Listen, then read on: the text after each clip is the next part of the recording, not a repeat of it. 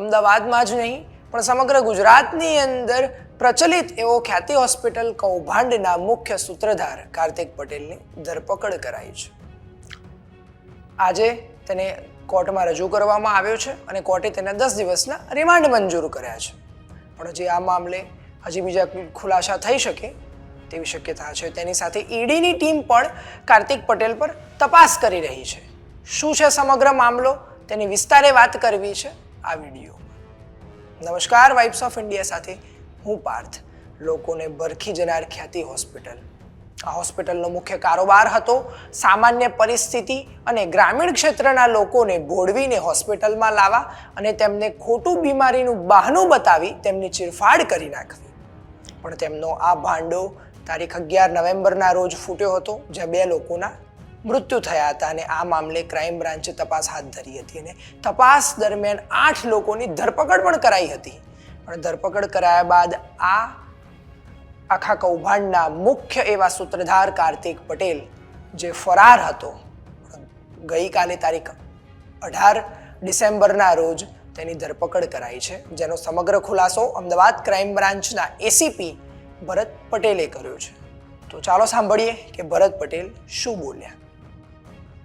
November 2024ના રોજ ખ્યાતિ hospital ખાતે જે બનાવ બનેલો અને 2 વ્યક્તિઓના મૃત્યુ થયેલા એ અનુસંધાને વસ્ત્રાપુર પોલીસ સ્ટેશનમાં ગુના નોંધવામાં આવેલા હતા અને આ ત્રણેય ગુનાની તપાસ પોલીસ કમિશનર શ્રી અમદાવાદ શહેરના હુકમથી ક્રાઇમ બ્રાન્ચને સોંપવામાં આવેલી અને અત્યાર સુધીમાં આ તપાસના કામે કુલ 8 આરોપીઓની ધરપકડ કરવામાં આવેલી છે અને પોતાની ધરપકડ ટાળવા નાસ્તા ફરતા આરોપી જે છે કાર્તિક પટેલ, એમની આજરોજ ધરપકડ કરવામાં આવેલી છે. 3 નવેમ્બર 2024ના રોજ અહીંયાથી ઓસ્ટ્રેલિયા ગયેલા એમની પત્ની સાથે અને ત્યારબાદ ત્યાંથી એ લોકો જે ફરવા ગયેલો માણસ જે રીતે ફરે એ રીતે ત્યાં રોકાયેલા હતા અને ત્યાંથી 11 નવેમ્બરે જે દિવસે બનાવ બન્યો છે એ દિવસે ન્યૂઝીલેન્ડ ગયા છે અને ન્યૂઝીલેન્ડથી પછી એ દુબઈ ગયા હતા. સર, કોની સાથે ત્યાં દુબઈમાં રોકાતો હતો? તેને કોણે આશરો આપ્યો હતો? દુબઈ એ પોતાના હોટલમાં પેમેન્ટથી જ રોકાયેલા હતા.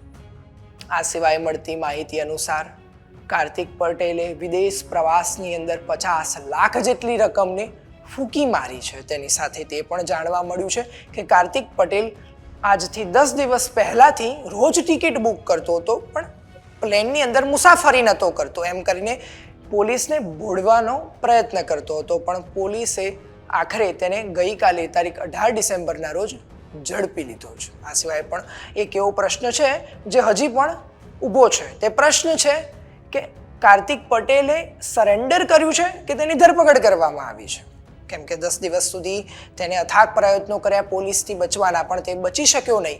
તો એવું બી હોઈ શકે છે કે તેને પોલીસથી બચવાના પ્રયત્નો કરવા છતાં તે ન બચતા આખરે તેને સરેન્ડર કર્યું છે. આ મામલે તમારું શું કહેવું છે? અમને કોમેન્ટ કરી જરૂરથી જણાવશો અને આવી અવનવી અપડેટ્સ માટે જોતા રહો વાઇબ્સ ઓફ ઇન્ડિયા.